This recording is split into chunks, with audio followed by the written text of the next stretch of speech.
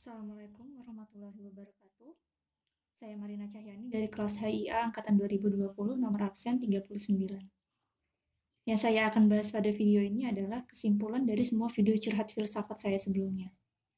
Kembali ke topik utama dari curhatan ini, arti kehidupan. Mungkin sudah beberapa bulan dari video curhat pertama saya di mana saya benar-benar ingin mencari tahu jawaban dari pertanyaan ini. Jujur di masa sebelum saya memulai untuk membuat video part 1 itu, saya bahkan belum memiliki keinginan untuk mencari jawaban dari pertanyaan ini. Apa arti dari kehidupan saya? Dan jelas jawaban itu sendiri juga susah untuk ditemukan. Bahkan setelah merenungkan pertanyaan itu dan mencari jawabannya dari berbagai aliran filsafat, saya belum terlalu yakin apakah ini jawaban yang tepat. Jawaban yang saya akan jabarkan sebisa kemampuan saya di video ini. Mulai dari pengertian dari makna hidup itu sendiri. Menurut Viktor E. Frankl dalam buku Naisaban, makna hidup adalah arti dari hidup bagi manusia. Arti hidup yang dimaksudkan adalah arti hidup bukan untuk dipertanyakan, tetapi direspon, karena kita semua bertanggung jawab untuk suatu hidup. Makna hidup merupakan suatu motivasi, tujuan dan harapan yang harus dimiliki oleh setiap individu yang hidup di dunia ini.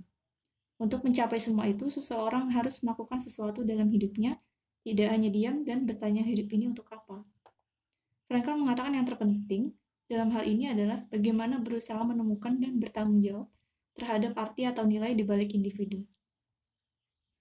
Makna dari hidup merupakan suatu yang penting dan berharga bagi seseorang individu. Apabila seseorang berhasil menemukan makna hidup, maka kehidupan ini akan dirasakan sangat berarti. Makna hidup merupakan hal yang sangat penting sehingga dapat selalu berubah-ubah seiring berjalannya waktu dan perubahan situasi dalam kehidupan individu tersebut. Menurut Justin Kruger, makna hidup adalah manner, suatu cara atau gaya yang digunakan untuk menghadapi kehidupan, untuk menunjukkan eksistensi dan cara pendekatan individu terhadap kehidupannya sendiri berbeda-beda dan unik.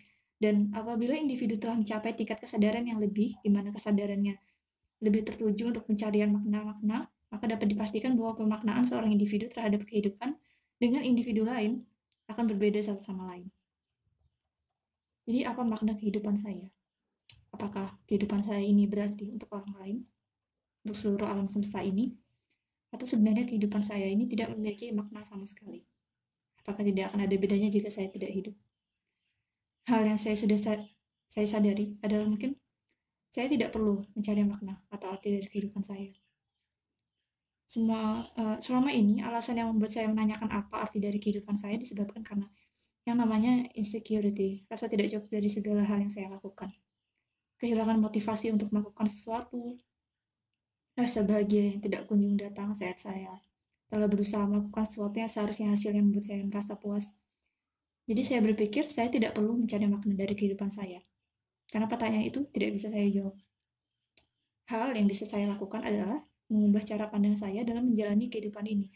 Jadi pada akhirnya saya tidak perlu mempertanyakan kembali tentang arti hidup saya. Saya harus memahami bahwa yang namanya suka dan duka itu kedua hal yang tidak dapat dihindarkan. Kehidupan itu bukan isinya hanya bersenang-senang aja. Kehidupan juga bukan hanya kesedihan dan nestapa saja. Yang namanya sedih dan bahagia akan terus bergantian dan yang bisa saya lakukan hanya menerima hal itu. Maka dengan memahami konsep itu saya berharap saya bisa melepaskan diri dari belenggu emosi atau pada pikiran-pikiran yang menyiksa jiwa saya. Mungkin dari kejernihan itulah yang bisa membantu saya menyelesaikan masalah saya. Mungkin bisa ikut membantu saya menentukan kapan harus diam dan kapan harus bertindak. Saya tak perlu malu hidup biasa-biasa saja. Tak perlu merasa menderita mendapatkan hasil yang tidak saya inginkan dari hal yang saya kerjakan dengan sungguh-sungguh. Setiap orang dilahirkan berbeda. Setiap orang punya jalannya masing-masing. Jadi saya tidak perlu membebani diri dengan pikiran bahwa hidup saya tidak berarti. Saya cukup menjalaninya dengan ikhlas, baik positif maupun negatifnya kehidupan itu sendiri. Mungkin sekian saja untuk video ini. Meskipun berjudul Final Statement, masih ada kemungkinan suatu saat jawaban saya dapat berubah. Mungkin bulan depan, mungkin 10 tahun yang akan datang.